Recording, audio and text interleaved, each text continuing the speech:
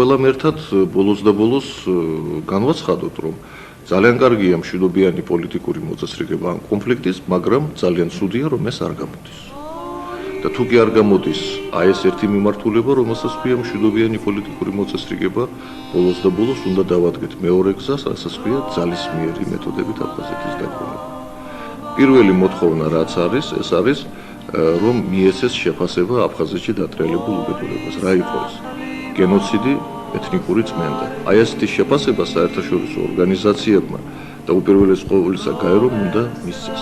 ესე იგი საუბარი არის იმაზე, რომ ჩვენ არ უნდა ვთქვათ, რომ აფხაზეთი არის საქართველოს შემადგენელი ნაწილი, არ გავაღეზიანოთ აფხაზები,